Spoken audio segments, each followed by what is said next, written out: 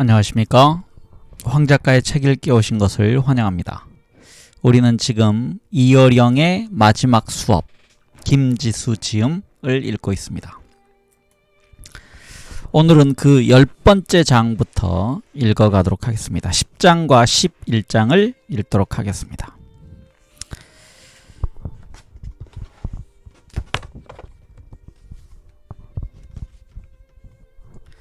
네, 10장 고통에 대해서 듣고 싶나? 라는 제목이 붙어 있습니다. 인간이 함께 사는 게 그렇게 힘든 거라네. 개인이 혼자 있는 것도 그렇게 힘든 거라네. 라는 글이 밑에 있습니다. 네, 184쪽입니다. 소 제목은요. 카오스 앞에서 어떻게 반응하는가? 죽은 자의 집 청소라는 책을 쓴 특수청소부 김완을 인터뷰한 적이 있다. 김완은 고독사, 범죄 현장 등 여러 이유로 생명이 떠난 죽은 집과 저장 강박증으로 오물이 쌓인 쓰레기집을 청소하는 일을 했다. 코를 찌르는 죽음의 냄새와 카오스가 돼버린 쓰레기집을 무릎 꿇고 앉아 찬찬히 정리하는 그 일을 그는 undoing 혹은 컨트롤 Z 이건 뒤에 부연 설명이 있는데요. 컴퓨터 자판에 컨트롤 키 플러스 Z 그래서 실행 취소라고 명명했다. 그가 하는 일은 한 공간의 기억을 돌이켜 아무 일도 없었던 이전의 텅 빈 상태로 복원하는 일이다. 누구든 거기서 다시 시작할 수 있도록. 특별히 몇몇 사람의 이야기가 더 가슴에 사무쳤다. 생명이 끊어지기 전까지 부탄가스와 신문지를 분리수거했던 사람, 셔츠 색깔까지 맞춰 행어에 정리했던 사람, 전화로 자기 죽음의 청소 견적을 물은 뒤 세상을 떠난 사람, 끝까지 폐에 끼치지 않고 주변을 청소하려 했던 그들의 고독, 결벽, 자책이 아프게 만져졌다. 그 반대편에 냄새 피우며 사는 쓰레기집 사람들이 있었다. 무질서 속에 웅크리던 사람들은 마지막 순간에 그에게 SOS를 쳤다. 오줌과 똥과 명품 가방과 배달 음식이 범벅된 병적인 쓰레기산이 치워지면 그들은 그 거짓말 같은 무해 상태에 감격했다. 다시 시작할 희망이 생겼다라고. 왜 어떤 이는 신랄 같은 희망을 붙잡고 혼돈의 쓰레기 더미에서 탈출하고 어떤 이는 스스로를 폐기물로 정리하며 더 큰 죽음의 카오스로 뛰어들었을까? 죽은 자의 정돈된 절망과 산 자의 어지러운 희망 사이에서 나는 잠시 현기증이 일었다. 세상은 늘 해결할 수 없는 문제로 가득 차 있고 아무것도 통제할 수 없다고 느낄 때 우리는 극심한 무기력에 시달린다. 어쩌면 정리의 문제는 내 삶의 컨트롤 키에 관한 문제다. 이어령 선생님의 공간은 항상 정돈돼 있었다. 문 앞에 슬리퍼는 일렬로 늘어서 있었고 서가에 꽂힌 책들은 키높이를 맞춰 번듯하다. 손님용 긴 테이블엔 항상 과일과 초콜릿 등의 다과가 놓여 있었다. 북악산의 긴 빛이 드리우는 1인용 책상, 안쪽에 응접실 소파 옆에 놓인 설치미술 형태의 명암나무, 화장실 옆 장식장 위에선 따님인 이민아 목사님이 이 모든 광경을 바라보며 슬프도록 환하게 웃고 있었다. 참고로 작고하신 분입니다. 먼저 가끔은 선생님의 원고가 테이블 위에 30cm 높이로 도열해 있을 때도 있다. 선생님은 돌아가시기 전에 책 저작물을 하나하나 정리해놓고 싶어 하셨고 여러 출판사에 저작권이 흩어져 있는 것을 몹시 안타까워하셨다. 선생님의 병세가 전해질 때마다 촉이 좋은 사람들이 방송과 인터뷰, 유튜브 영상으로 선생의 마지막 지혜부스럭이라도 쓸어 담으려고 이리저리 인맥을 동원해 평창동을 노크했지만 정작 당신이 원하는 방대한 전집 콜렉션 정리에는 아무도 선뜻 나서지 않았다. 나는 간간히 선생님이 내비치시는 서운함에 몸둘 바를 몰랐다. 정리정돈의 욕구는 마지막으로 갈수록 더 커지는 걸까요? 선생님 댁도 오늘따라 제게는 더욱 정갈하게 느껴집니다. 아니야, 정반대야. 나는 무질서해. 네? 무질서하시다고요? 그럼 내가 B형이야. 얼마나 무질서한데. 나는 A형하고는 갑갑해서 못 살아. 너무 깨끗하게 정리돼 있으면 슬쩍 가서 흩어놔. 그런데 정돈해야겠다고 마음먹으면 요만한 거 하나라도 흐트러져 있으면 안 돼. 그래서 남들이 보면 이상하지. 처음부터 정리하는 습관이 밴 사람이 아니라 어질러 놨다가 한 번에 A형보다 지독하게 정리하니까. 제가 요즘 주의 깊게 보는 것이 정리라는 개념인데요. 창조도 어찌 보면 카오스에서 핵심만 남기는 정리 작업이 아닐까 싶습니다만, 창조는 카오스에서 생겨. 질서에서는 안 생기지. 질서는 이미 죽은 거라네. 카오스가 질서보다 우선한다는 말씀인가요? 그러니까 카오스가 정리정돈보다 더 우위에 있다는 말씀이지요. 제 예감이 맞다면 기질적으로 내적 불안이 큰 저는 코스모스에서 안도를 느끼는 사람인데, 선생님은 앞선 카오스에서 더 큰 잠재력과 흥분을 느끼시는 것 같군요. 그렇다네. 코스모스가 되면 죽은 거야. 숯하면 뽑을 때를 생각해보라고. 물과 밀가루를 섞어 반죽된 덩어리가 카오스야. 그것을 탁탁 치면서 밀고 당기는 과정에서 국수 가닥이 착착 뽑아져 나오질 않아? 그 반죽된 덩어리가 바로 최초의 우주, 혼돈이지. 혼돈에 관한 재미난 이야기가 있어. 세상에서 가장 오래된 직업에 관한 농담이라네. 누군가는 태초에 땅과 물의 자리를 만드는 토목 엔지니어가 가장 오래된 직업이라고 했고, 누군가는 에덴 동산의 정원사라고 했어. 마지막 사람이 가장 그럴싸한 대답을 했네. 혼돈이 최초의 비즈니스였다면 뭘 하더라도 온 세상을 혼돈에 빠뜨리는 재주가 있는 정치가야말로 최초의 직업이 아니겠냐는 거지. 어쨌든 카오스나 아노미는 저처럼 평범한 인간에게는 공포로 다가옵니다. 통제할 수 없으면 무력해지거든요. 그런데 선생님은 혼돈 그 자체를 에너지로 느끼신다니 놀랍습니다. 선생님이 파고 계신 우물도 혼돈의 우물인가요? 혼돈은 내게 목마름 그 자체야. 호기심이라는 덩어리지. 여기 파면 물이 나올까? 저기 파면 물이 나올까? 즐거운 카오스. 해결되지 않는 갈등이지. 갈증이지. 대통령이 돼야겠다, 장관이 돼야겠다는 그런 분명한 목적이 있었다면 그 우물 앞에서 멈췄겠지. 시원하다, 다 됐다. 그러고 나면 그 다음은 어떻게 살아? 그래서 나는 의도적으로 갈증을 남겨둔다네. 다 채우지 않아. 갈증을 남겨두신다고요? 그렇다네. 목마름을 다 채우지 않는 거지. 나는 그동안 올림픽도 해보고 희곡도 써보고 소설도 써보고 시도 쓰고 기후학도 연구했어. 각 분야에서 웬만큼 이뤄내니 남들은 저분이 하나만 하면 대단할 텐데 이것저것을 다 한다고 안타까워해. 아니야. 나는 이것저것을 했기 때문에 계속할 수 있었어. 그렇지 않았다면 재미없어서 못했을 걸세. 그리고 정상에 오를만 하면 갈증을 남겨두고 길을 떠나지. 왜? 올라가면 끝나는 거니까. 갈증이 고통인 나는 갈증이 쾌락이라는 그가 신기하기만 했다. 카오스를 불안의 흑점이 아니라 창조의 밝은 점으로 바라본다는 것도. 우리의 선생님은 혼돈 앞에서 생명력이 용솟음쳤다. 세상의 혼돈과 어떻게 대면하는가가 한 인간의 동선을 결정한다면 그는 이 산과 저 산을 주저없이 건너다니며 인식의 핵융합 반응을 일으켰다. 다음 소제목입니다. 나는 물독인가 두레박인가 돌멩이인가. 정상에 오르지 않는 진짜 이유가 갈증이 사라질까 두려워서야. 내겐 갈증이 필요하다네. 나는 그것을 두레박 같은 갈증이라고 불러. 두레박은 물을 풀면 비워야 해. 그래서 영원히 물을 풀 수 있어. 독은 차면 그만이잖나. 채우는 게 목적이니까. 반면 두레박은 물의 갈증을 만들지. 그게 그 물질의 속성이니까요. 두레박의 속성이지. 영원히 채울 수 없다면 나는 사람들 지나가는 거 보며 딱 감이 와.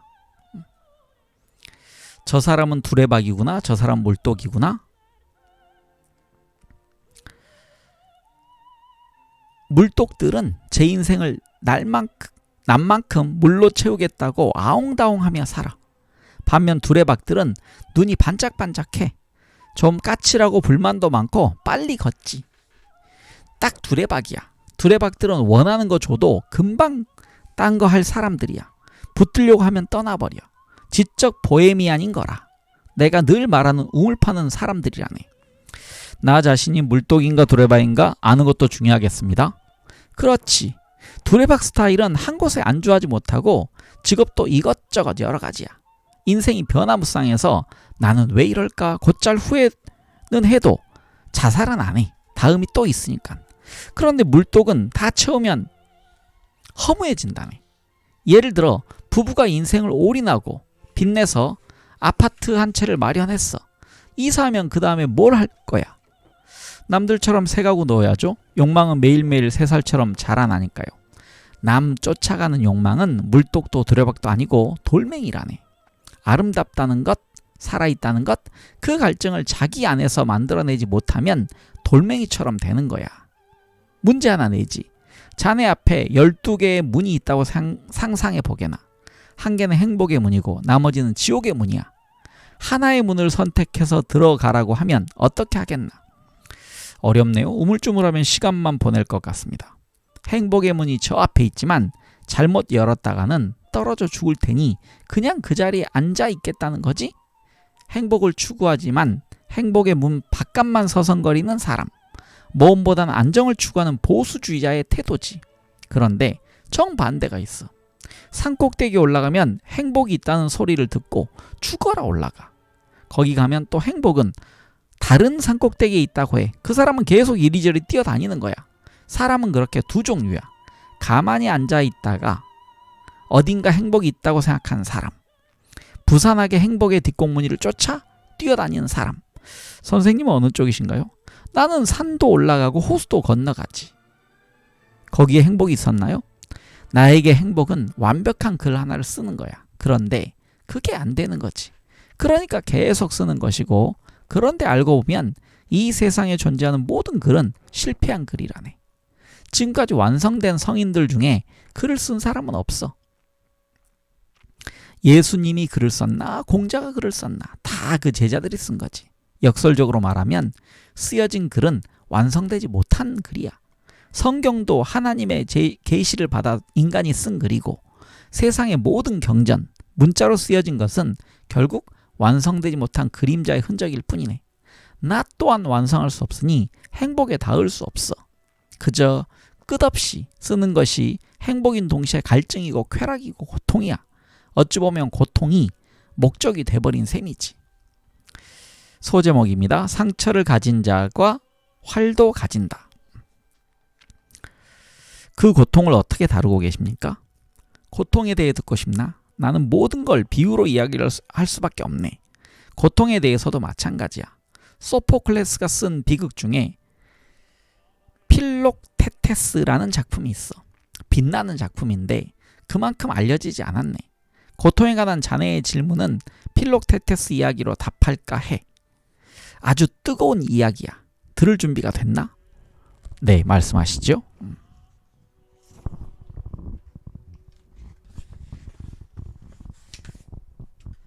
트로이 전쟁이 일어나서 히랍의 영웅들이 다 배를 타고 전쟁터로 떠났네. 연합군 중에 필록테테스라는 왕이 있었어. 필록테테스도 배를 타고 트로이로 가다 잠시 섬에 들어가 신전에서 운을 빌었지. 그런데 거기서 재수없게 독사에 물린 거야. 전신이 독에 올라 고통으로 소리지르고 상처엔 악취가 진동했네. 결국 그리스군은 악취와 소음을 견디지 못하는 필록테테스를 렘노스 섬에 버렸어. 아무도 없는 무인도에 홀로 버려진 거지. 이 이야기는 집단과 개인 사이에 벌어지는 기가 막힌 사건이야. 육체적 고통은 발작적으로 반복됐어. 필록테테스는 비명을 지르다가 통증이 멈추면 열매를 따먹으며 10년을 지냈다네. 병과 함께 외롭게 10년을 보낸 거야. 트로이 전쟁은 쉽사리 끝나지 않았어. 신탁은 예언했지. 아킬레스 같은 영웅이 있어도 못 이긴다. 이기려면 헤라클레스 활 가로 열고 아폴론의 신궁이 있어야 한다. 그런데 헤라클레스의 활을 누가 가지고 있었을까? 바로 무인도에 버려진 필록테테스야. 필록테테스는 헤라클레스가 죽을 때 그를 도운 대가로 아폴론의 신궁을 받았네. 그 당시의 상황도 아주 기가 막혀. 헤라클레스는 온몸에 히드라의 독이 올라 괴로워했어. 반신반인인 그는 내가 육체의 고통을 이겨야지, 이 독한테 질 수 없다 고 결단하고는 장작더미 위에 올라가 자기를 불태우라고 명령해. 나를 불태우라. 나를 불질러야 내 몸속에 독도 죽으리라. 몸과 함께 독이 있으니 몸을 태워버리겠다는 거야. 천하의 헤라클레스도 고통을 멈추려고 자살을 시도한 건가요? 죽이는 거니까. 그건 자살이 아니라 타살이지. 그런데 누가 그 불을 당기겠어? 아무도 나서지 않자 헤라클레스가 나를 불지르는 자에게 아폴론의 신궁을 선물로 주겠다고 해. 그때 헤라클레스를 불지르고 그 화를 받은 자가 필록테테스야. 독사에 물려 상처는 있지만 아폴론의 신궁을 가지고 있었네요. 그렇지. 그런데 사람들이 필록테테스를 왜 버렸나? 상처 때문에 버렸죠? 그거야. 상처 때문에 버려졌지만 상처를 가진 자가 활도 가지고 있는 거라네. 상처와 활이 주는 감각이 이야기 속을 빠져나와 내 살갗을 파고들었다. 그리스 사람들은 자신들이 버린 필록테테스를 찾아야겠군요. 지략가인 오디세우스와 아킬레스의 아들인 소년 네오프톨레모스가 함께 활을 훔치러 섬으로 갔네. 그 섬에 와보니 땅 끝까지 닿는 긴 머리를 한 사람이 달빛 아래서 짐승처럼 울부짖고 있었어. 골짜기에 신음소리가 흘러넘쳤지. 그런데 그 모습에서 소년은 고귀함을 받네. 10년 동안 외로운 섬에서 고통과 싸우며 죽음과 대면한 한 사람. 그 사람의 영혼이 뿜어내는 아름다움을 본 거지. 아킬레스의 아들은 필록테테스에게 사실대로 말을 해. 활을 훔치러 왔지만 당신을 여기 두고 활만 가지고 갈 수는 없습니다. 활은 당신의 상처이고 상처는 당신의 활입니다. 결국 필록테테스는 자기를 버린 민족과 동지를 용서하고 그 섬을 떠나 활과 함께 트로이의 전쟁터로 간다네. 나는 고통을 겪을 때마다 이 이야기를 떠올리지. 알다시피 대장장이가 두드릴수록 강철은 더욱 강해진다네. 보리밭은 밟힐수록 더욱 연그러지지. 인간의 모든 이야기는 결국 고통의 이야기야. 고통은 피할 수 없는 건가요? 삶의 고통은 피해가는 게 아니야. 정면에서 맞이해야지. 고통은 남이 절대 대신할 수 없어. 오롯이 자기 것이거든. 고통이 순수하게 자기만의 것이라는 사실이 슬프기도 하고 위로도 되는군요. 안타깝지만 그건 부정할 수 없는 사실이네. 그런데 타자의 고통을 체감할 수 있는 하나의 상황이 있어. 바로 추위지. 겨울날 거리에서 떨며 구걸하는 어린애를 그냥 지나칠 수는 없어. 돈을 주든가 피해가든가 하지. 그 아이가 배고픈지 아닌지는 몰라. 하지만 추위는 다르거든. 나도 알고 너도 아는 거야. 굶주림은 그 아이의 육체 안에서 일어나는 고통이지만 추위는 내 피부로도 느껴지는 감각이니까요. 피부뿐 아니라 온몸으로 함께 느낄 수 있지. 환경을 공유한다는 거죠. 그래, 인간은 다 다른 삶을 살고 있어. 그러나 추위처럼 모두가 느끼는 감각이 있네. 인류 공통의 아픔이 있으면 내 추위와 남의 추위에 공감이 일어나는 거야. 외로운 섬, 무인도의 삶에서 광장의 삶으로 나갈 수 있는 거야. 체인운이 쓴 광장도 결국 그런 이야기인 거지. 골목이나 골방에 있는 사람은 남의 골방의 아픔을 모르거든. 그러나 추위로 확연하게 느껴지기 전까지는 오히려 모른다는 인정이 매우 중요하다네. 레비나스의 타자의 윤리가 그래서 나온 거야. 타자의 자리, 그 절대성을 인정하는 게 사랑이고 그 자리가 윤리의 출발점이라고. 타자의 고통을 내 시야에서 단정 내리면 모든 그림이 단순해지고 왜곡이 생겨. 예를 들어볼까? 인간은 타자의 고통을 해결해 보려고 분배의 문제로 풀어서 사회주의와 자본주의 시스템을 만들었지만 그 복잡성에 부딪히고 말았네. 사회주의가 그렇게 쉬운 선이 아니고 자본주의가 그렇게 쉬운 악이 아니었던 거지. 그 진실을 알려면 또 골방에서 나와야 해. 필록테테스가 그때 뱀에 물려 무인도에 있었다고 가정해보게. 전쟁에서 이기는 승리의 참 의미를 알았겠나? 그 스스로의 전쟁에서 이길 수 있었겠어? 상징적인 자기 인생의 전쟁에서 말일세. 영원히 못 이기는 거야. 그런데 결국 광장으로 트로이 전쟁터로 나갔잖아. 상처와 활이 하나가 됐을 때 아무도 끝내지 못했던 그 전쟁을 끝낼 수 있는 거야. 인생을 해결할 수 있는 거라네. 네, 다음 소제목은 비극 속에서만 보이는 영혼의 움직임입니다. 상처를 가진 채 골방에서 광장으로 나갔을 때 말이죠. 그렇다네. 보들레르를 보게. 보들레르의 시를 읽으면 그가 말하는 추위를 우리가 같이 느낄 수 있어. 보들레르의 시를 읽으면 보들레르를 아는 거야. 남을 아는 거야. 보들레르의 추위가 내 추위로 느껴지는 거지. 악의 꽃을 읽으면 그의 악이 나의 악이 된다고. 그런데 누구도 보들레르의 인생을 가지려고 하지 않아. 술주정뱅이 아편쟁의 삶을 살았으니까. 무슨 말인 줄 아나? 보들레르의 시를 가지려면 그의 상처도 같이 가져야 하는 거라네. 한 사회가 보들레르의 시는 좋지만 그의 상처는 필요 없으니 그를 내쫓는다면 그런 사회는 예술을 추방하는 사회라네. 추방하고 격리하는 사회는 위험한 사회야. 반대로 상처와 화를 동시에 가질 수 있는 사회, 그게 창조적인 사회고 희망이 있는 사회라고 나는 말하는 걸세. 필록테테스를 버렸지만 다시 그를 찾아가서 전쟁을 끝낸 그리스 사람들처럼 말이지요. 그래, 악, 태폐, 질병 이런 것까지도 포용할 수 있는 사회가 진짜 건강한 사회야. 술주정뱅이, 거지 이런 낙오자들을 싹쓸이해서 가둬버린 무균 사회는 희망이 없어. 그게 푸코의 감옥의 역사라는 유럽과 미국의 역사를 보게. 다시 읽겠습니다. 그게 푸코의 감옥의 역사라고. 자, 유럽과 미국의 역사를 보게. 마농 레스코라는 소설에도 나오지만 유럽에서 창녀, 깡패, 죄수들을 전부 배에 태워 미국으로 쓸어 보내잖아. 그렇게 해서 남은 사람들로 살아가면 그게 건강한 사회인가? 아니라네. 반면 미국은 그런 쓰레기 취급받던 인간들이 함께 모여 성장해간 거야. 상처와 화를 동시에 가졌기 때문에 구대륙이 아닌 신대륙에서 새로운 종교, 정치, 문화가 끌어오를 수 있었던 거야. 알카포네가 있는 미국이 된 거라고. 지금도 대낮에 총질하고 민주주의의 왕국이라고 하면서도 암살당한 대통령이 대체 몇 명인가 말이야. 민주주의의 표본이지만 또 선거할 때마다 가장 꼴통짓을 하는 게 미국이야. 그러나 그게 미국의 힘이고 희망이라네. 일사불란하게 투표하고 통제하는 사회에 사는 사람들은 지금 미국 보고 엉망이라고 하는데 괜한 걱정이야. 그 엉망진창이 어마어마한 힘이라네. 다양성의 힘이겠죠? 카오스를 허용한 사회의 에너지일 테고요. 그게 상처의 에너지야. 반면 통제사회, 무균사회는 상처를 포용할 힘이 없어. 너의 치유와 나의 치유를 나눌 수 있는 타자가 없어. 내가 없어. 전부 낯선 타자뿐이네. 이걸 정치적으로 보면 안 돼. 사회적 병폐, 악, 우리가 쓰레기라고 생각하는 것까지도 끌어안는 것, 그게 추위를 느끼는 거야. 추위를 함께 느껴야 한다네. 추위 속에서 타자와 내가 하나가 될 수 있는 거라고. 가족도 마찬가지야. 집안에 깡패 같은 놈이 하나 있고 탕자 같은 놈이 하나 있어야 정이 두터워지지. 전부 모범생만 있으면 효자도 안 나와.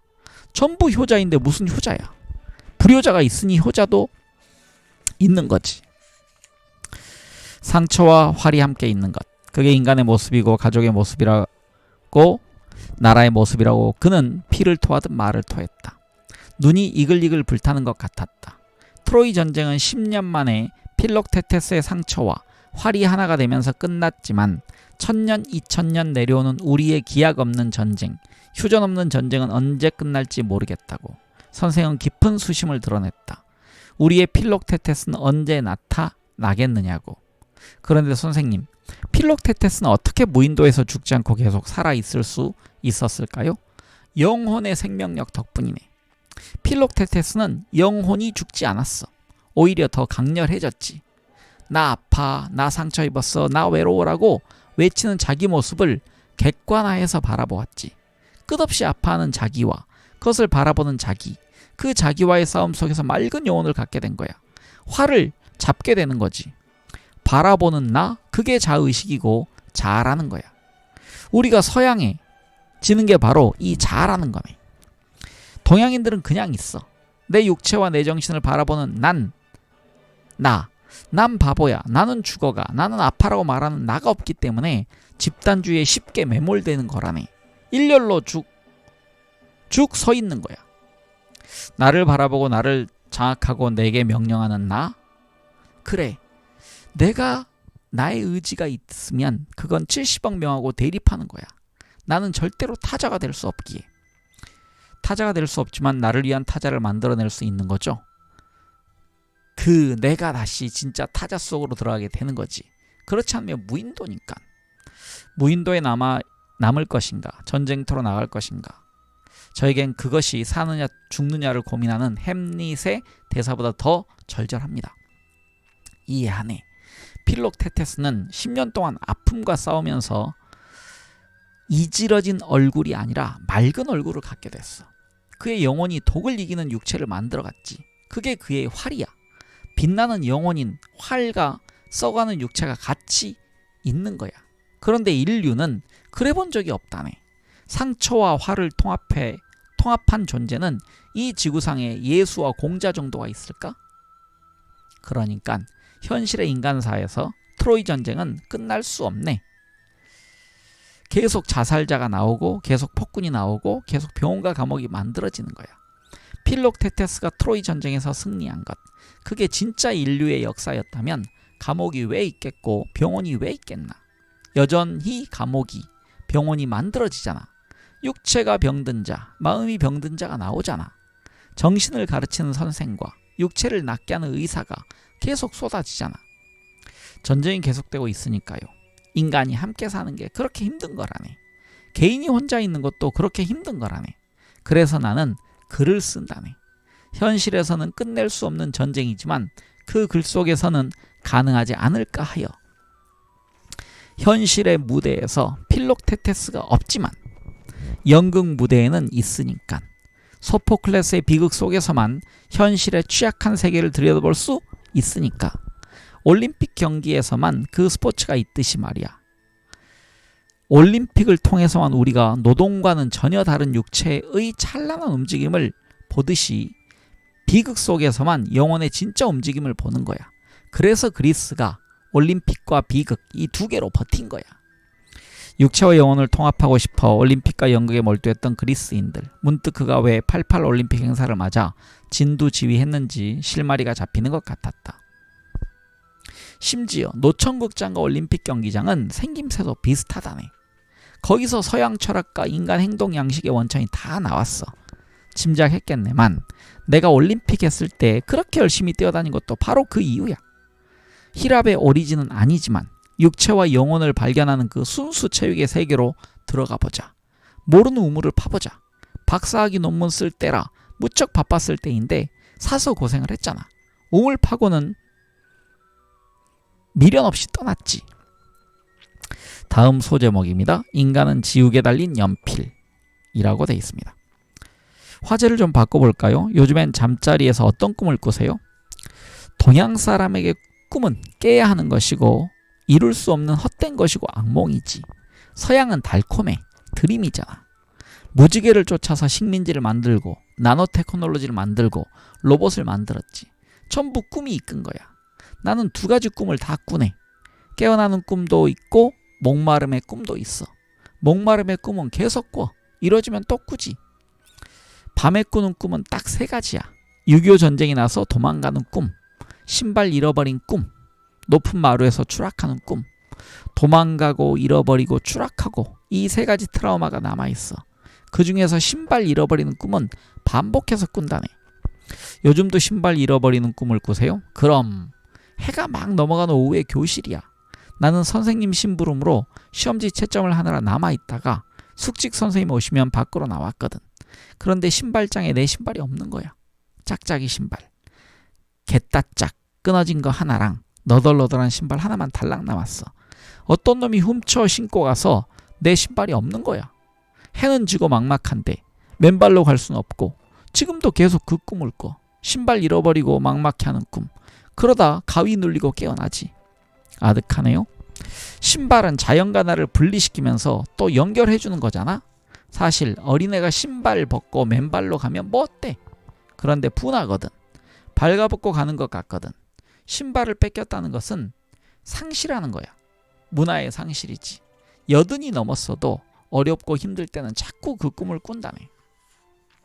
선생님이 왜 자꾸 그 꿈을 꾸는 걸까요? 신발을 잃어버린다는 게 문화의 상실이라면 나는 열렬히 지적 대화를 나눌 상대가 없었다네. 그래서 혼자 맨발로 걸어가는 기분이셨군요. 안타까운 일이네만 필록테테스 이야기를 같이 할 제자, 스승, 친구가 없었어. 교수실에 모이면 다들 바둑, 정치 아니면 스캔들 이야기야. 조금 심각한 주제를 말하면 왕따 당한다고. 외국의 대학 식당에 가면 어떤가? 막장 토론하는 데가 거기야.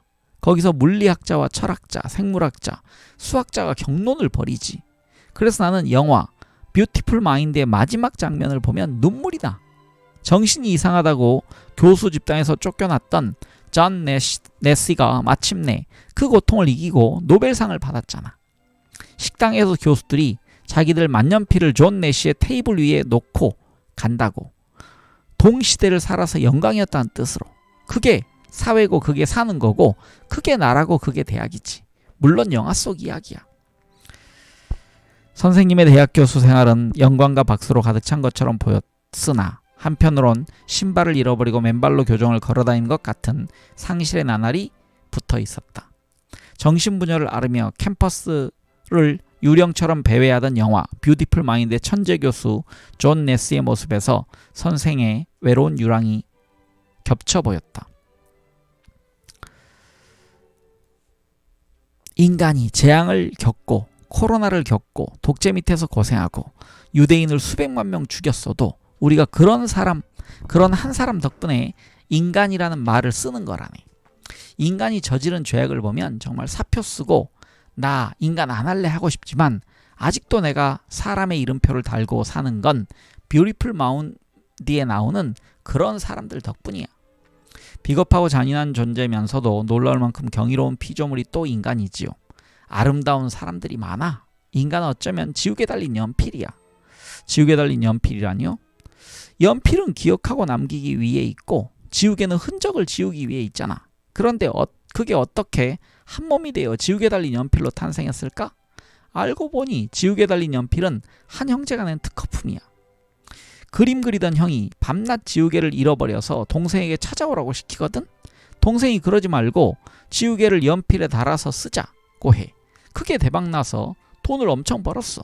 그런데 지우는 기능과 쓰는 기능을 한 몸뚱이에 달아놓은 그게 우리 인생이잖아.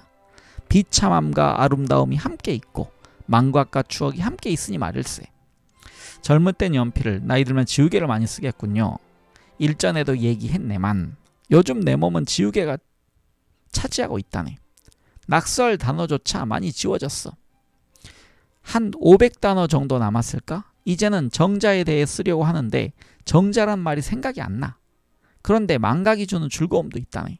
경이로운 기억들이 사이를 비집고 나오거든.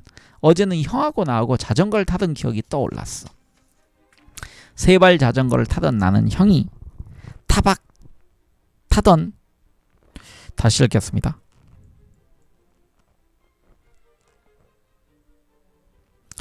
세발 자전거를 타던 나는 형이 타던 두발 자전거가 너무 부러웠어. 그래서 키도 작은데 형 자전거에 올라탔지. 바퀴가 굴러가도 페달에 발이 닿지 않으니 몸이 허공에 뜨잖아. 좌우로 갸우뚱하다가 금세 길에 나동거라졌어. 그때 말이지 내 눈앞에 놀라운 광경이 펼쳐졌다네. 어떤 광경이죠? 내 눈앞에 자전거 바퀴가 돌아가는 거야. 자전거 바퀴 햇살이 있잖아. 거기에 햇빛이 비치면 은빛으로 반짝거려. 넘어져서 아파서 눈물이 찔끔 나면서도 자전거 바퀴는 돌아가고 그 사이로 햇빛이 은빛으로 떠다닌다고. 환상적이야. 가끔 그 장면이 떠올라. 그건 말이지 뭐랄까 미래에 대한 행복의 이미지랄까? 참으로 경이로워. 애들은 꽃의 아름다움을 모르잖아. 그래서 굴러가는 바퀴살과 그 사이로 굴러가는 햇빛이 놀라운 아름다움으로 남아있는 거야. 다음 소제목은 인간은 천사로 죽을까 악마로 죽을까입니다.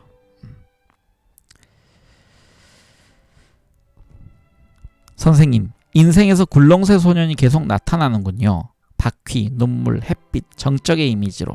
어머니는 어떤가요? 어머니는 절대 지우개로 지울 수 없는 기억이잖아요.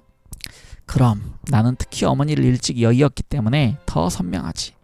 나는 늦게까지 어머니 젖을 먹어서 그게 흉이었어. 그래서 어머니 하면 항상 밥으로 남아. 바깥에서 놀면 밥 먹어라 하고 부르던 어머니, 도시락 싸주던 어머니. 10대 때 돌아가셨죠? 한창 어머니 정성이 많이 들어갈 때인데요. 그렇다네. 어머니 돌아가시고 어느 날 학교 가는데 인력거 하나가 내 앞을 질러가다가 딱 멈춘 적이 있어. 모보단 저고리 입은 귀부인 한 명이 내리더니 날 불러. 학교도 늦어서 심통난 나를 붙잡고 묻더라고. 너 누구누구 집 5째지? 책보 좀 끌어볼래? 왜요? 이리 줘봐. 도시락통을 열어서 확인하고는 됐다 가봐. 어머니가 돌아가셨으니 누가 밥도 제대로 싸줬을까? 본 거야. 어머니 계셨으면 장조림도 계란도 싸줬을 텐데 하면서 집안 어른이었던가 봐. 나는 전혀 모르는 여자였는데도 그렇게 갔어. 멀리서 인력거 흔들리는 게 꼭 돛담배 같았지. 돛대처럼 흔들리며 고개를 넘어가는 걸 보고 어머니를 생각했다네. 어머니는 나한테 그래. 지금도 기쁜 일이 생기면 홍수하니 엄마 나 챔피언 먹어서 하듯이 속으로 중얼거리는 거야. 엄마 나 이거 해냈어. 엄마 나 이 책 나왔어. 어머니는 절대로 내 기억 속에서 돌아가시는 법이 없었어. 88살이 되어서도 어머니가 그토록 그리운 것은 어머니는 선생에게 밥이었고 책이었기 때문이리라. 돌상에서 책을 잡은 것을 두고두고 자랑삼아 얘기했다던 어머니. 한국 어머니들의 모정이 더 애틋한 것 같습니다. 품에 안고 등에 업고 육체로부터 밀착 교육을 하니까. 그런데 요즘에는 모성애도 신화라고 해. 짐승들도 급할 땐 자식을 내 동댕이 치거든. 캥거루는 쫓기다가 도저히 못 견딜 때는 배 안에 새끼를 던져버려.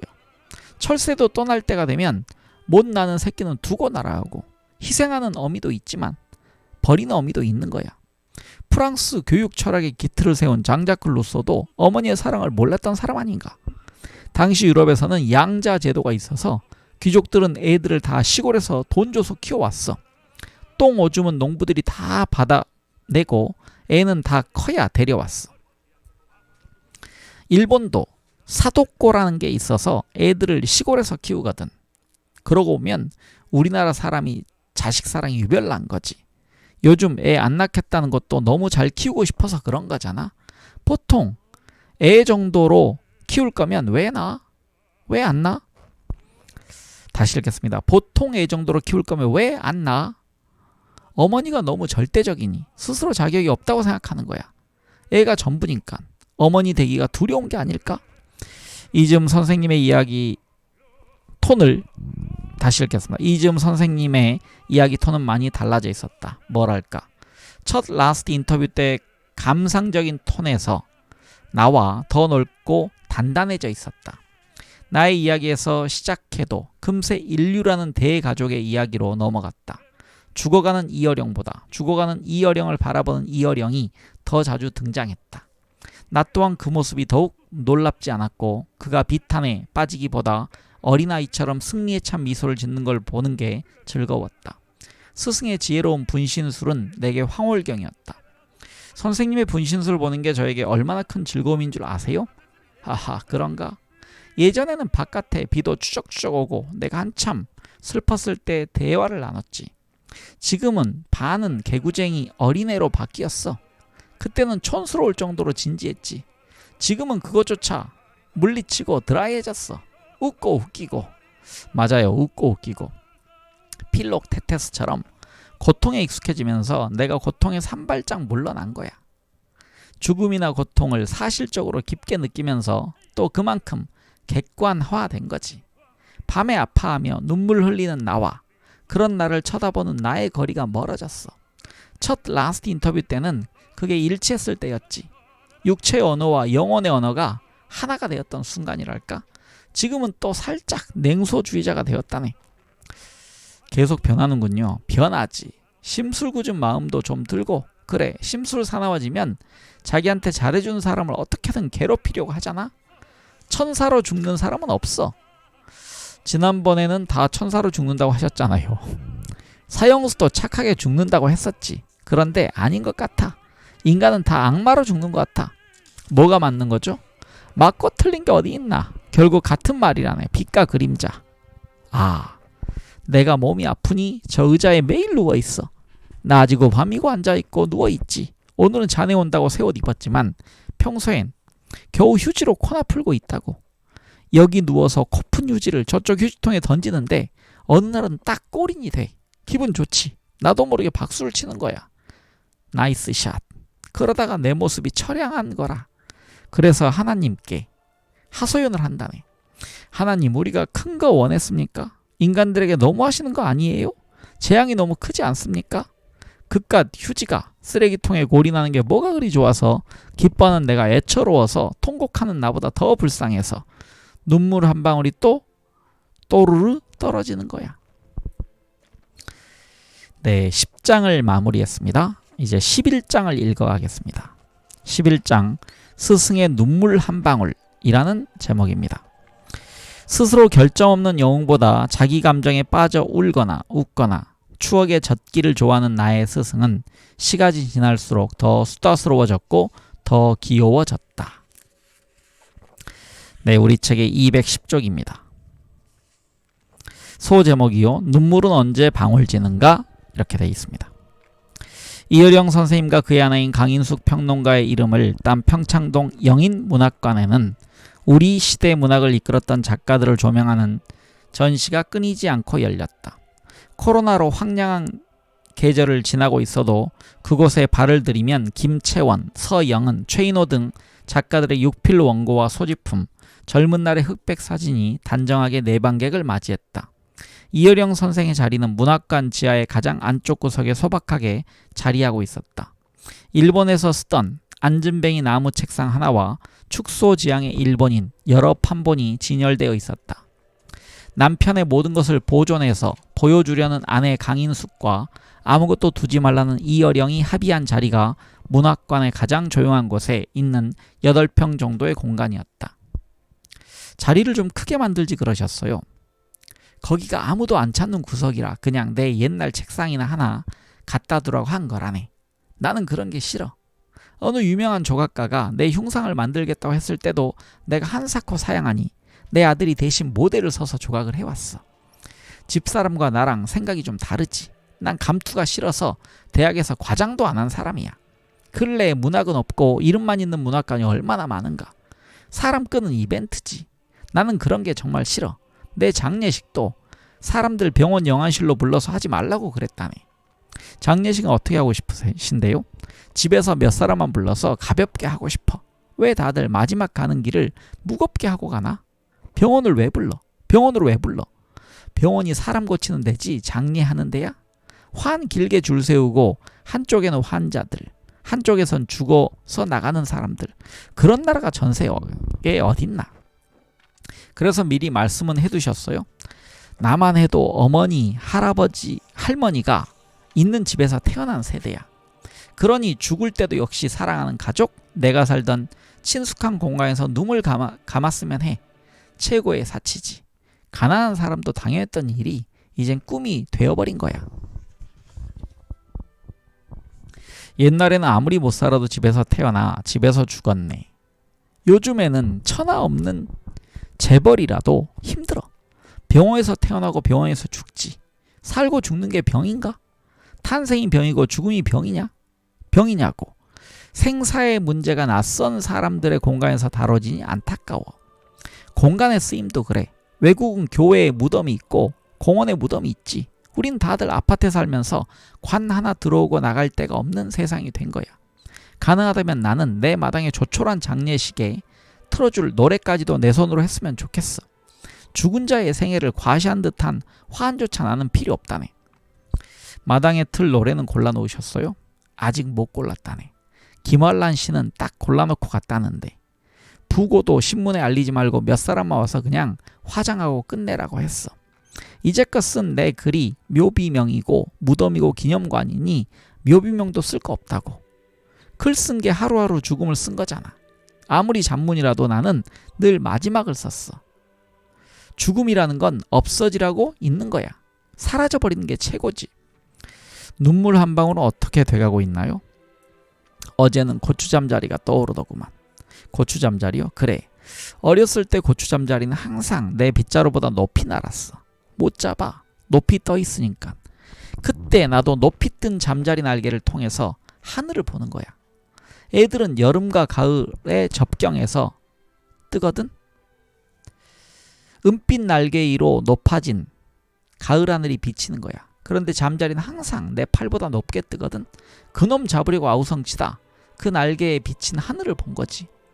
그럴 땐 인생이 다 신기루 같습니다. 눈물 한 방울이 내가 전하고 싶은 마지막 말이라네. 88년 통찰의 결론이 눈물 한 방울이라는 말씀이지요.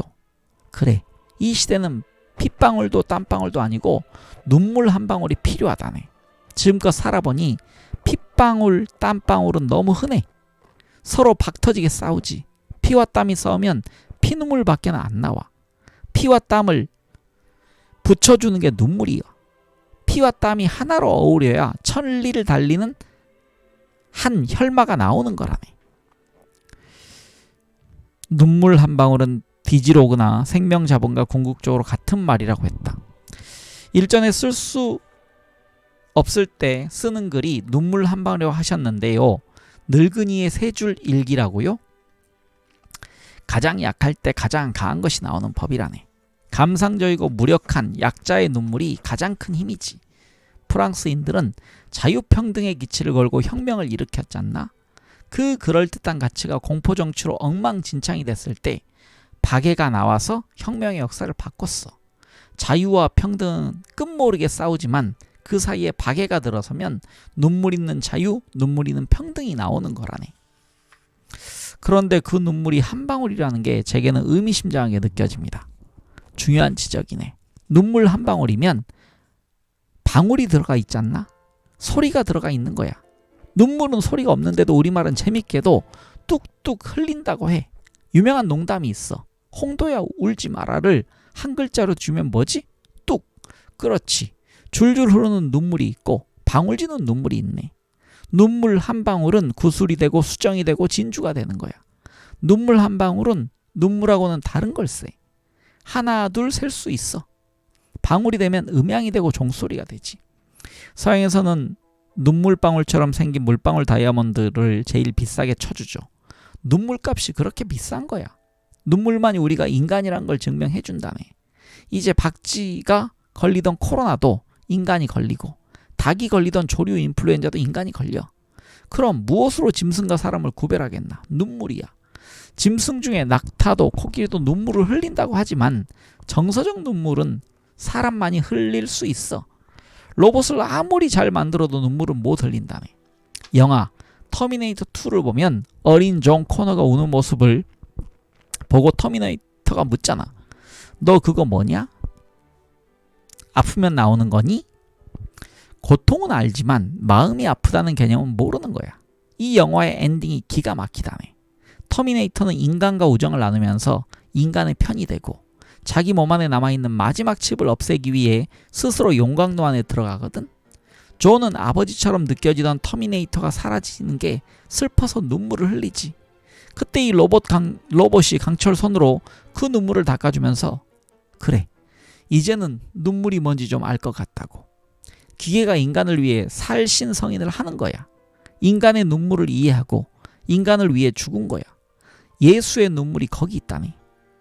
신격을 가진 이가 연약한 인간으로 돌아가셨어. 인간을 이해한다는 건 인간이 흘리는 눈물을 이해한다는 거라네. 그런데 이 눈물의 이야기가 대중의 시대에 맞을지는 확신이 없다네. 다음 소제목은 인사이트는 능력 바깥의 것이라고 되어 있습니다. 선생님의 눈물 한 방울이 왜 대중을 못 울릴 거라고 생각하세요? 책이 페이스북을 못 이기고 철학이 블로그를 못 이기고 클래식 음악이 트로트를 못 이기는 시대잖아. 선생은 가볍게 한숨을 쉬었다. 당신 쓴 책 한 권이 SNS에 한 줄 글을 이길 수 없다는 말에 가슴이 아팠다. 디지털의 힘이 바다처럼 드넓으나 아날로그에서 방울지는 지혜자의 눈물을 대신할 수 없을 거라고 나는 스승을 위로했다. 스스로 결정 없는 영웅보다 자기 감정에 빠져 울거나 웃거나 추억에 젖기를 좋아하는 나의 스승은 시간이 지날수록 더 수다스러워졌고 더 귀여워졌다. 지성도 영성도 더욱 깊어지시니 그러다 머지않아 천사로 채용되지 않을까 싶습니다. 하늘에서 천사 날개를 달고 날아다닐 선생님을 생각하니 절로 미소가 지어졌다. 그곳에서 좋아하시던 니체와 괴테, 보들레르와 이상을 만나 호용호지하며 지내시겠지. 나의 이런 상상을 물끄러미 지켜보던 스승이 빙그레 미소 지었다. 나는 체력도 IQ도 남보다 대단히 뛰어나지 않아. 그러나 영성에 있어서는 남과 다른 무엇을 느낀다네. 사람의 능력 따질 때 어릴 때는 먼저 체력을 보지. 어린아이는 키 큰 놈이 최고니까 키 잴 때 까치발 들잖아. 나는 키가 작아서 교실 맨 앞에 앉아서 선생님 침방울을 꽤나 맞았다고. 큰 애들이 뒤에 앉아 도시락을 먹고 화투칠 때 말이야. 경쟁 능력의 80~90%는 어릴 때 체력에서 결정됐어. 그 다음엔 천자문, 구구단, 기억력, IQ 테스트를 하지. 바디, 마인드, 다음이 스피릿, 영성이야. 영적인 면, 직관이 뚫려 있다는 것은 어린 시절부터 느꼈다네. 최근에는 더 많이 느끼지. 내가 2020년 1월에 메멘토 모리를 방송하며 설날부터 죽음 기억하라고 했는데 2020년 한 해 전 인류가 코로나로 죽음과 대면했어. 영원히 살 것처럼 권력, 돈에 탐닉하다 마스크 한 장 앞에 죽음을 느낀 거지. 전 인생에 걸쳐 타인을 꿰뚫어보고 시대를 꿰뚫어보셨어요. 스스로 신과 가장 가까운 자리에 있다고 느끼실 것 같습니다. 신에 가장 가까운 자리가 영의 세계라네. 플라톤이 말하는 이데아, 영성, 해 같은 것, 태양 같은 것이지. 영의 세계가 이데아의 세계라고 하셨나요? 그래. 육체와는 다른 이데아의 세계. 신의 육성을 느낄 수 있는 자리. 이데아는 경험한 것이 아니라네. 저 세상에서부터 가지고 나온 것이지. 땅의 것이 아니고 하늘의 것이야. 땅은 동굴이야. 영의 세계를 굳이 비유하자면 태양이지. 나는 어린 시절부터 그 해의 세계를 본 것 같아. 그래서 자꾸만 앞을 내다보고 예언 같은 것을 하게 돼. 금년의 코로나도 그 이전에 예언했어. 달력 보는 자들보다 지도 보는 자들이 세계를 지배할 거라고 얘기해왔지. 전 세계가 락다운 되면서 시계도 달력도 어제와 오늘이 뒤섞여서 똑같아. 어디에서 왔나? 어디를 봉쇄하나? 전부 지정학을 따지고들 있잖아. 삶은 이제 달력이 아니라 지도야. 달력 말고 지도 보며 살아야 하네. 내가 한 말이지만 세상이 딱 그렇게 되는 걸 보면 나도 놀라는 거야. 선생님, 미래학자들이 전면에 나서기 훨씬 전부터 항상 앞을 내다보고 미래를 명명하셨지요. 디지로그라는 말을 내가 확실히 알고 썼겠나? 디지털과 아날로그가 함께 있어야 행복한 세상이라고 했는데 지금이 전부 그런 세상이거든. 배달 앱을 쓰고 원격 강의하고 나도 신기할 때가 한두 번이 아니야. 혼자서 나한테 이상한 힘이 있나 보다 느낄 때가 많아. 매년 1월이면 언론에서 선생님 댁을 찾아와 한 해의 밑그림을 그려가곤 하지 않습니까? 그럼 미래 그림은 머릿속에서 순간 떠오르시는 거예요? 앞을 내다볼 수 있는 인사이트는 내 능력 바깥의 것이라네. 이런 얘기는 오늘 처음 하는데 나는 전화가 오면 어디서 걸려온 건지 대충 알아. 거의 80%가 맞아. 물론 어느 정도 훈련이 되어 있겠지만 갑자기 초능력자 같으신 말씀을? 영성이란 말이지. 뭔가를 구하고 끝없이 탐하면 자기 능력을 초월하는 영감이라는 게 들어오는 거야. 이런 얘기하면 미쳤다고 할지 모르겠네만 책 쓰는데 영 글이 안 써지면 마감 직전에 아무 책이나 들춰보거든. 그런데 그 책의 그 페이지를 안 봤더라면 글이 다 틀어질 뻔한 경우가 참 많아. 그 책의 어떤 문장에서 막혔던 게 뻥 뚫리는 거지. 무눈이 있듯이 무운이라는 것도 확실히 있어. 알렉산더 대왕이 아무리 용감한 사람이라도 화살이 피해가니까 산 거 아니겠나? 말 타고 화살 쏘는데 그 사람만 화살이 피해가는 사람이 있어. 진짜 무운이 있는 사람인 거야. 장비든 관우든 100번 싸우는데 화살을 어떻게 안 맞겠어? 무운이 화살을 피하는 것이라면 무눈은 대중의 가슴에 정확히 화살을 꽂는 것이겠군요. 그런 기회는 하늘이 주는 것일 테지요. 글로벌 트렌드의 중심을 관통해버린 BTS나 봉준호 감독처럼 말입니다. 기본적인 노력과 능력은 당연히 갖춰야겠지. 그런데 정말 크게 잘 된 스타는 하늘이 도운 거야. 책 낼 때마다 베스트셀러 된 작가도 있고 안 된 작가도 있어. 책을 아무리 지성과 정성을 다해서 써도 소리 소문 없이 사라지기도 하고 개발세발 대충 쓴 것 같은데도 베스트셀러가 되는 게 있거든. 나중에 읽어보면 확실히 베스트셀러는 그때의 대중을 끄는 힘이 있어. 무눈이야. 애 낳으면 천재도 낳고 둔재도 낳는 것처럼 똑같은 사람 머리에서 똑같은 책을 읽고 써도 책마다 그 운이 다른 거야. 다음 소제목입니다. 빛이 물처럼 덮치듯 신도 갑작스럽게 우리를 덮친다. 다시 영성 이야기로 돌아갈까요? 그러지. 영성을 이야기하면 나는 우리 딸 미나 얘기를 안 할 수가 없어. 우리 딸애가 나보다 공부도 훨씬 잘했어. 미국에서 그 어렵다는 법대학점을 조기 이수하고 변호사 시험을 쳤지. 수학적이고 합리적인 아이가 어느 날 납득할 수 없는 말들을 하기 시작했다네. 내 딸은 신의 목소리를 듣고 그 존재를 느꼈다네. 영적인 사람은 신을 보는 거야. 꿀벌이 적외선 자외선을 보듯이 나도 사람의 기운을 느끼고 있네. 아무리 날 반가워해도 말문이 딱 막히는 사람이 있고 초면인데도 중마고처럼 말문이 터지는 사람이 있어. 마음을 투시하고 초자연적인 것을 느끼는 것은 모두 영적의 일이라고 나는 생각해. 아이들은 어른들보다 훨씬 영적이야. 엄마가 떠나고 엄마를 여의는 것도 아이들은 느낌으로 다 알지. 어린 시절에 밤에 자다 깨면 나는 늘 어머니 코 밑에 손을 갖다 대곤 했네. 숨 쉬나 안 쉬나 조마조마해 하면서. 그러더니 일찍 가셨어. 그렇게 한 몸처럼 애절했던 어머니가 타인이라는 걸 알게 된 하나의 사건이 있다고 했다. 어느 겨울 눈이 펑펑 쏟아지던 날이었어. 나는 몸이 연약하고 작아서 눈비가 심하게 오는 날은 집에서 일하시는 분이 학교로 와서 나를 데려가곤 했어. 그런데 하필 어머니가 그날 나를 깜빡 잊은 거야. 학교 앞에서 하염없이 기다리다가 펑펑 내린 눈을 맞았어. 허리까지 쌓이는 눈을 뚫고 엉엉 울면서 집으로 왔지. 아무도 없는 집에서 이불을 뒤집어 쓰고 훌쩍거리며 있는데 어머니가 오셨어. 바깥에서 찬바람이 싹 들어왔지. 날 보고 엄마가 죄책감이 들었겠어. 다시 읽겠습니다. 날 보고 얼마나 죄책감이 들었겠어. 누워있는 내 이마를 서둘러 짚어주시는데 그때 처음으로 느꼈다네. 어머니와 나 사이의 거리를. 어머니와 나 사이의 거리라니요? 어머니도 남이라는 사실 말일세. 펄펄 끓는 내 이마에 어머니의 차가운 손이 닿는 순간 뜨거운 이마와 찬 손이 닿는 그 자리에 미세한 벽이 만져졌지. 엷은 막이. 사랑하면 사랑할수록 절대 하나의 몸이 될 수 없는 엷은 막을 느껴. 앵프라맹스라고 아주 미세한 차이야. 모든 사물, 모든 현실 속에는 그런 엷은 막이 있어. 나한테는 그것을 뚫는 게 영성이라네. 엷은 막을 뚫고 저 너머의 것을 보는 거겠죠? 인식의 시계가 어느 순간 활짝 열려버리는? 그런데 나는 그걸 느끼기만 하지 뚫지는 못한다네. 관역을 맞췄지만 화살이 부러져서 바닥으로 떨어지고 말지. 내 영성은 그런 정도야.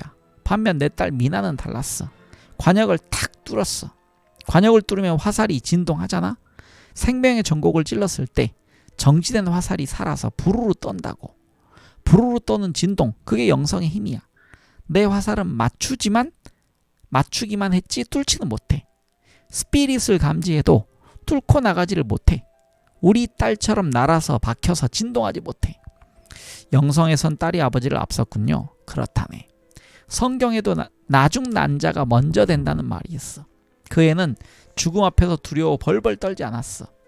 지금 나가면 3개월, 치료받으면 6개월. 선고를 듣고도 태어나니까 도리어 의사가 놀라서 김이 빠졌어. 내 딸 미나는 죽기 전에 정말 충만한 시간을 보냈다네. 1년간 한국에서 내 곁에서 가장 오래 머물렀지. 죽음에 맞서지 않고 행복하게 시간을 쓴 거야. 암에 걸렸어도 영적인 힘으로. 그 아픈 사기가 지나 온몸에 암세포가 퍼지는데도 2-3시간을 강연했지. 육체가 소멸하기 마지막까지 복음을 전했고 기도드리고 쓰러져서 5-6시간 있다가 운명했다네. 나도 그래. 다 죽어가다가도 나 오늘 못해 하다가도 얘기 시작하면 샘물 터지듯 나오잖아. 그게 내 힘이 아니야. 그건 내 힘이 아니야. 그런데도 딸을 생각하면 지금도 자꾸 미끄러지는 기분이라고 멋쩍은 웃음을 지었다.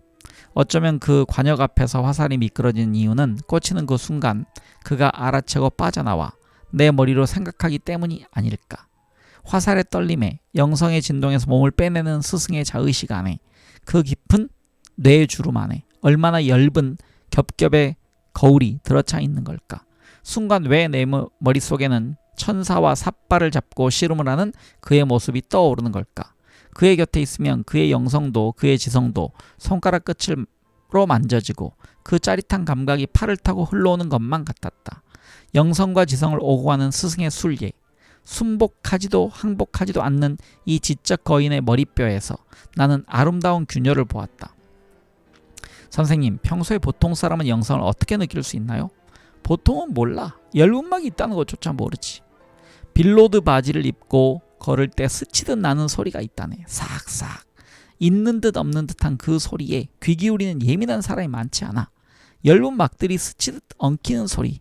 그 열분막이 뚫릴 때 쏟아지는 영성의 물성을 나는 이렇게 표현하고 싶어.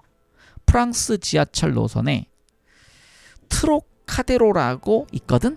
이 노선은 지하철이지만 유일하게 바깥으로 한번 나왔다 들어가지. 처음 파리에 갔을 때 그런 정보를 전혀 몰랐어. 프랑스 지하철이 오죽컴컴해. 그런데 한참을 가다가 그 지하굴에 어느 순간 물이 쏟아져 들어오듯 햇빛이 쏟아져 들어오는 거야. 언제 바깥으로 나왔는지 몰랐다네. 순식간에 빛의 샤워를 받은 거야. 그 순간 어떤 성스러움이 느껴졌어. 예상치 못한 빛의 물결이죠. 정오의 사이렌처럼. 저도 파리의 지하철에서 그때의 느낌을 기억합니다. 그 외국에서, 그 지하에서 예상하지 못했으니 더 놀랍지. 빛이 물처럼 덮치듯 신도 그렇게 갑자기 우리에게 온다네. 준비해도 안 올 수 있고 준비 안 해도 올 수 있어. 하나님은 우리를 갑작스럽게 방문하시지. 마치 재앙이 예고 없이 덮치듯 신의 구제도 그렇게 오는 거야. 사랑도 행복도 영성도 그렇게 갑작스럽게 우리를 덮치는 거라고 나는 느껴. 영성은 바깥에서 오는 것이군요. 그렇다네. 다만 흡수할 수 있는 반사판이 있느냐 없느냐의 차이겠지. 필름의 감광지 같은 거야. 빛을 받아서 반응할 수 있는가. 나는 하나님을 믿기 전에도 그런 체험들을 했던 거야. 생과 사의 엷은 막을 어릴 때 느꼈고, 그래서 어머니 코 밑에 손을 대어 보았고, 대낮에 굴렁쇠를 굴리며 눈물을 흘린 거라네. 어린애들은 다 영성을 가지고 태어나. 어른이 되면 무뎌질 뿐이지. 어린애의 슬픔, 어린애의 두려움, 어린애의 그리움은 모르지만 다 알고 있는 상태라네. 다음 소제목입니다. 영성에서 지성으로. 선생님, 저는 어린 시절 그런 느낌이 다가올 때마다 소스라치게 놀라곤 했어요. 이미 이 세계를 다 살아보았던 것 같은 처량하고 처연해지고 청승맞아지는 그런 느낌이요. 감각이 다 닫히지 않아서일까요? 그럴 땐 마치 이 우주가 메비우스의 띠처럼 연결되어 있는 것 같은 느낌이 듭니다. 애들의 동요 속에 미래 예언이 있다네. 어린아이들이 원숭이 엉덩이는 빨개, 빨가면 사과, 사과는 맛있어, 이렇게 부르는 노래도 다 현대사를 반영하고 있거든. 아이들의 영성은 배운 학식에서 오는 게 아니야. 그냥 직관으로 알아버리는 거지. 가끔 전 선생님이 웃으시는 모습에서 어린아이를 봅니다. 어린이의 세계와 초인의 세계가 붙어있다는 느낌이 들어요. 그런가? 지금도 나는 글을 쓸 때 그런 어린아이의 세계를 느껴. 내 글 중에도 영감과 영성으로 쓰여진 글이 있고 억지로 지식으로 짜맞춘 글이 있어. 설명할 수는 없어도 신 들린 듯이 쓴 글에는 영성의 빛이 있는데, 사방의 지식을 가지고 쓴 글은 아무리 절묘하게 썼어도 감동을 주지 않아. 글 쓰는데도 운이 있고 영성의 담금질이 있는 걸세. 그건 모든 글 쓰는 사람들의 공통의 경험이야. 깜깜한 공백 속에서도 도저히 풀리지 않다가 어느 순간 탁 빗줄기가 쏟아지지. 지하철이 불현듯 땅 위로 올라와 빛의 샤워를 받듯이요? 그렇지. 갑작스럽게. 물론 준비가 되어 있어야 해. 영적 판, 인화지가 있어야 셔터를 눌렀을 때 빛이 담기지. 종이 놓고 아무리 셔터 눌러봐야 거기에 뭐가 나와. 0.001초의 셔터를 끊어주는 그 짧은 순간에 감광지에 비치는 모습, 그게 영의 세계야. 순식간에 다른 세상을 보는 거지. 그런데 내 딸 미나처럼 하나님을 진실로 믿으면 영성의 세계에 들어가서 거기서 머무는데 나는 미끄러져서 계속 땅에 떨어져. 그래서 영성이 아니라 땅지자, 지성이 되는 거야. 땅의 성이지. 스승은 신음하듯 한숨을 내쉬었다. 자신의 지성은 은빛 화살이 하늘의 관역을 통과하지 못하고 떨어져 영성의 부스럭이라고. 그의 은빛 머리카락이 오후 햇살을 받아 하얗게 빛나고 있었다. 네, 이렇게 11장까지 읽었습니다. 네, 그 따님 덕분에 마지막에 기독교로 개종했다는 이어령 교수님의 종교에 관련된 일단을 볼 수 있었습니다. 네, 다음 시간에는 12장 눈부신 하루 편을 읽어가도록 하겠습니다. 네, 함께 해주신 많은 분들 감사드립니다. 저는 황 작가였습니다.